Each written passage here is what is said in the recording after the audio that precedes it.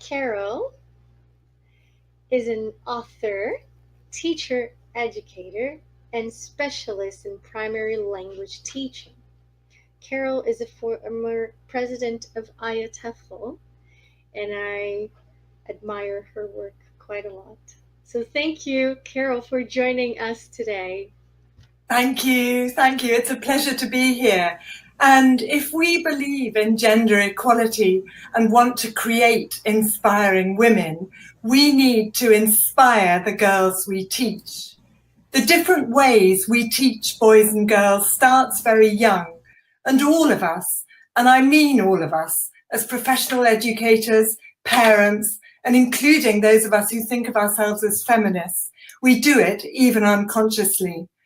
This BBC programme shows an experiment where a baby girl was dressed in boys' clothes and a baby boy in girls' clothes, and documents the gender-biased treatment they received by professionally trained carers, using different language, pitch and intonation, and guiding the girl to soft, cuddly pink toys to do with care and empathy, and the boy to modelling construction toys which develop manual dexterity and visual spatial skills. According to a recent study by The Observer, there is also a huge gender bias in children's books. Male characters are 50% more likely to take leading roles in children's picture books. In stories with anthropomorphic characters, animals are 73% more likely to be marked as male. As Lauren Child, author-illustrator of the Charlie and Lola series, has said, it gives out a message about how society sees you.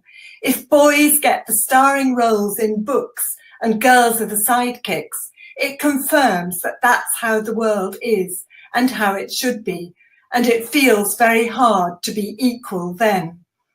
And depressingly, recent research in the UK has shown that many girls as young as 6 years old have a poor body image. They have less self-esteem and less self-confidence and already feel that they can't do as well as boys. Every girl needs to grow up thinking that she can be anything she wants to be. We need to celebrate and thank Elena Favilli and Francesca Cavalli for Goodnight Stories for Rebel Girls, which documents the true stories of successful women with vision, confidence, and aspirations in one-page child-friendly language, and is also, by the way, a great source of text to use in class, which can act as models for children writing stories about people they admire too. Although gender equality is arguably an uphill battle, there are plenty of things that we can do, and every little bit counts. Here are 8 golden tips for minding the gap and achieving gender equality in early language learning. Tip 1, be aware and reflective. Think about your own approach and conscious or unconscious biases towards gender. Monitor your behaviour and responses to girls and boys. Get feedback or record yourself. Avoid stereotypes in examples and situations. Mummy cooking in the kitchen. Avoid stereotyping in the way you see children. For example, boys as noisy and loud and showing less emotion. Girls as sweeter and calm and crying more readily. Ask boys and girls to do the same tasks. Girls can move chairs just as easily as boys. Note the different types of question types that you may tend to ask boys and girls and redress the balance if necessary. Remember that you are a significant role model. Make the most of it. Tip 2, watch your language. Avoid gendered language. Use gender-neutral pronouns, it, their, they. Use non-gender specific terms for jobs, firefighter, police officer. Be aware that if you say a sentence like a doctor looks after his patients, the assumption is that the doctor is male. This is not political correctness gone mad. Language is important. It changes social meaning and is a reflection of the way we see the world. Tip 3, explicitly address gender issues in age-appropriate ways. Use spoofed fairy tales, such as this classic by Babette Cole, or try reversing the roles in fairy tales and have the princess rescue the prince. And the princess does not always need to have blonde hair either, by the way. Raise awareness and critical thinking through discussion of advertisements, gender roles in film or TV, visuals or stories in ELT materials. Do explicit gender-focused activities. For example, how do girls and boys help differently at home? Sorting adjectives which may be used to describe men and women, and why are they like that? Agree and disagree statements about boys and girls, and discuss or ask children to draw pictures of jobs, such as a police officer, firefighter, scientist, surgeon, and discuss whether they may automatically draw men in those roles. Challenge children's preconceived ideas about gender. Football is for boys. Princes rescue princesses. Look for those teachable moments to raise awareness and encourage positive attitudes. Look out also for those units in course books when it comes to inventions and famous people, almost always a majority of men. Deliberately ensure inclusion of women. Use goodnight stories for rebel girls as a resource. Tip 4, distribute time and attention equally. Research shows that teachers tend to pay more attention to boys. Teachers often feel that boys are more likely to be undisciplined and to call out answers, leading them to monitor and engage with them more actively. Remember the names of girls as well as boys. Teachers often have a better recall of boys' names. Provide enough wait time to answer questions, both for boys and for girls. Tip 5, group children intentionally. Go for mixed gender grouping.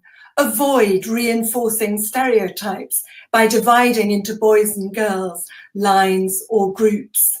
Tip 6, have equal expectations for both girls and for boys, and both for work and for behaviour, and keep those expectations high.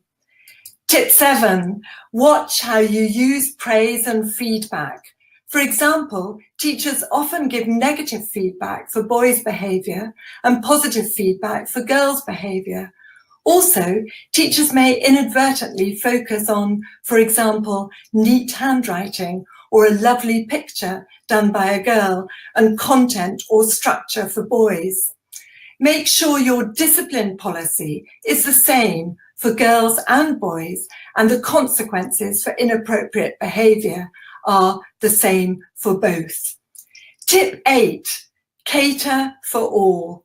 Easier said than done at times may be, but treat your class as a community. Be inclusive, use inclusive language, create a supportive, fair, respectful environment where everyone feels valued. Choose topics that reflect interests of boys and girls.